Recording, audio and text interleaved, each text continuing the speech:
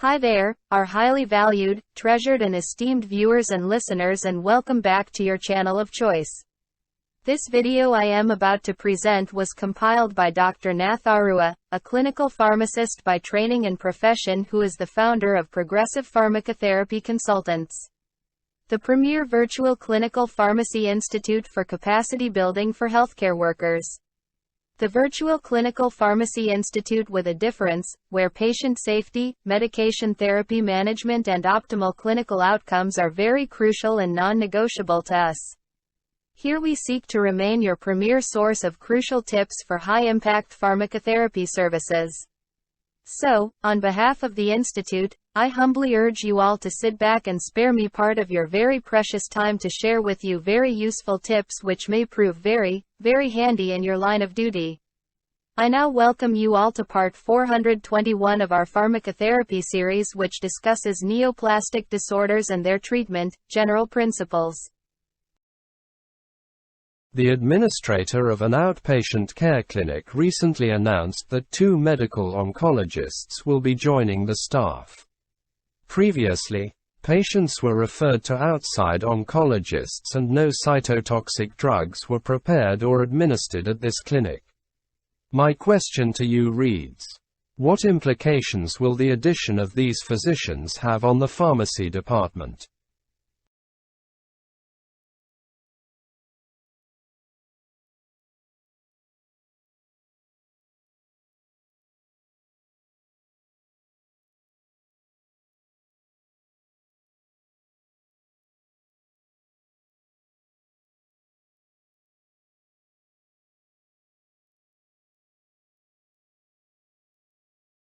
Addition of cancer treatment to institutional services will affect 3 areas of the pharmacy department: budget, policies and procedures for safe drug handling and disposal, and the staff education program.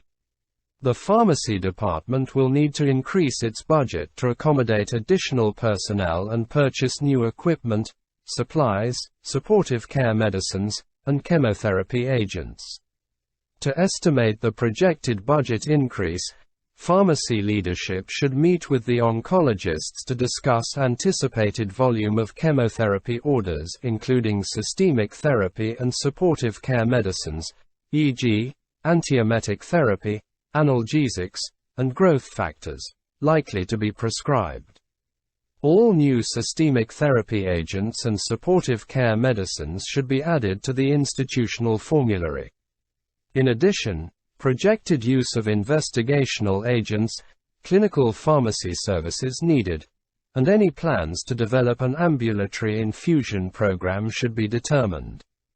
Institutional policies and procedures to ensure safe handling of chemotherapy agents must be created. These should be conveyed to all personnel affected through a staff education program, because safe handling of chemotherapy agents is critical in decreasing the risk of medication errors and injuries. We will now briefly look at medication errors. Several chemotherapy-related medication errors resulting in death or permanent disability have been highly publicized. These devastating events have brought significant attention to the entire drug use process in oncology and have identified several factors that appear to contribute to the risk. Use of abbreviations, verbal orders, multiple-day regimens, incorrect references and protocols, and illegible medication orders has contributed to medication errors. Increasing use of computerized prescriber order entry and standardized pre-printed orders have helped eliminate many errors. Several groups have responded to the problem by issuing policy recommendations to minimize such errors. The next question reads: what are the potential risks of handling cytotoxic drugs? What resources are available to assist the pharmacy director and the pharmacy staff in the development of policies and procedures?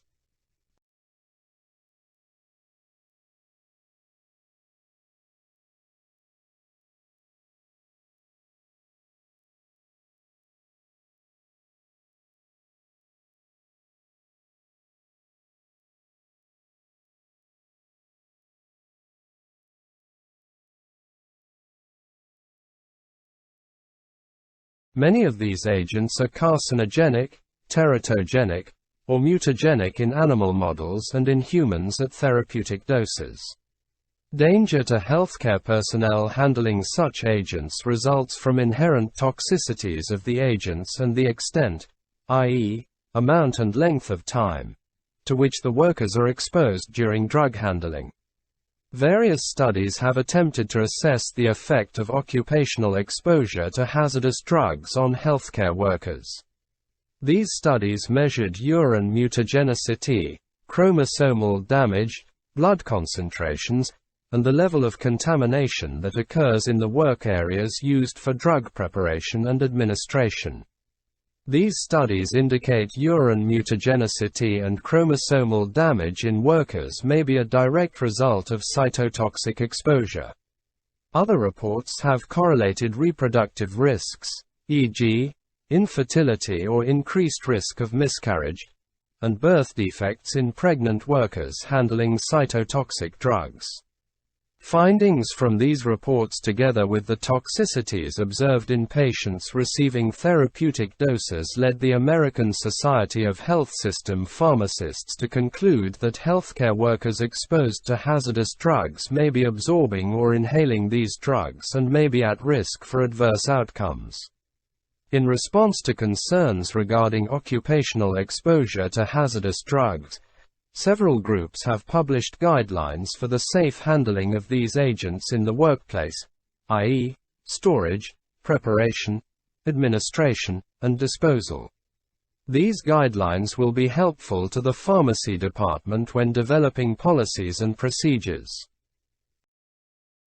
The next question reads, what specific policies and procedures are necessary?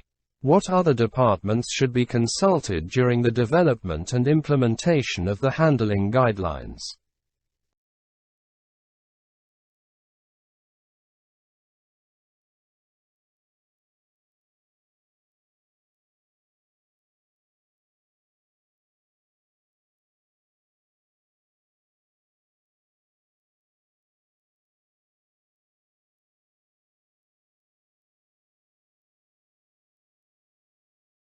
Policies must be developed that address the entire scope of potential occupational exposures within the workplace. These policies should include a worker's right to know regarding potential hazards. b. Education and training for workers involved with hazardous drug handling. c. Quality assurance to monitor adherence to safe handling procedures. And d. Guidelines for workers who are attempting to conceive a child, become pregnant, or are nursing. Specific procedures that outline appropriate handling of hazardous agents during all aspects of institutional storage, use, and disposal should be developed. These procedures should address appropriate a. Storage in the receiving and storeroom areas. b. Preparation and administration of parenteral formulations. c. Manipulation and dispensing of oral and topical formulations. d. Cleanup of spills. e. Management of acute exposures. And f. Disposal of hazardous agents and supplies used to prepare and dispense chemotherapy. If the oncology program includes ambulatory infusion or home care components, procedures should also be developed for appropriate handling and disposal of these products in the home. Handling of oral chemotherapy and biotherapy must also be specifically addressed.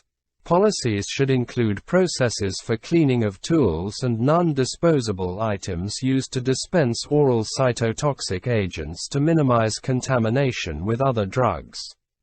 Other departments may be affected by these guidelines, including medical staff, nursing, environmental services staff, in the cleanup of spills and equipment, maintenance, upkeep of equipment, and the receiving area, where cytotoxic drugs may be received from suppliers. The Institutional Safety Office and legal staff also should be consulted to help devise the policies and procedures. The last question reads, what equipment and supplies are necessary for handling hazardous drugs?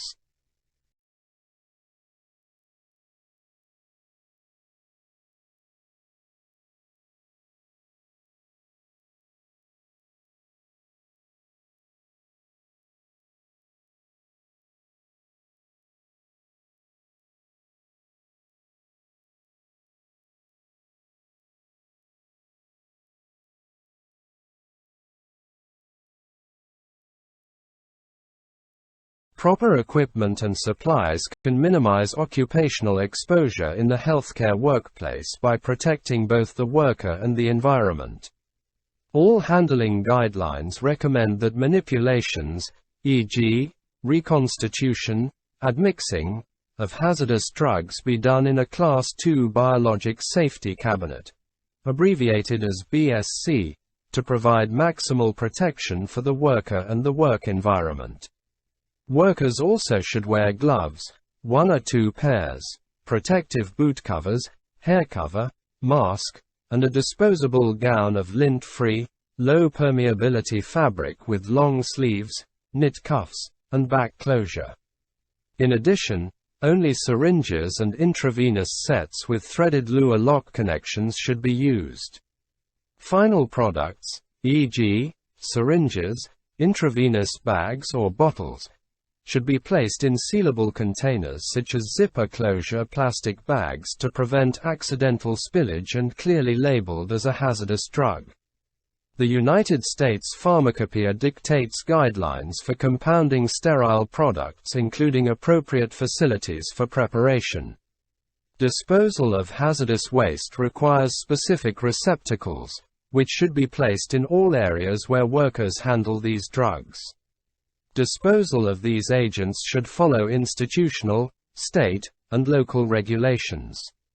Materials for the cleanup of spills, e.g., absorbent material, plastic bags or containers, protective garments, also must be available in all areas where hazardous drugs are stored, prepared, or administered. So there you have it, our highly esteemed viewers and listeners. That brings us to the end of this video. If it benefited you in any way, kindly remember to give it a thumbs up, to like it and to share it widely with your peers. Please leave your comments at the bottom. And if you haven't yet done so, I humbly urge you to subscribe to our YouTube channel. I would like to promise you all that the very, very best is yet to come. Thank you very much for viewing this video. On behalf of our senior colleague, Dr. Nath Arua, I sincerely appreciate your partnership, continued support and kind collaboration. We look forward to interacting with you in the next video, which will be part 422.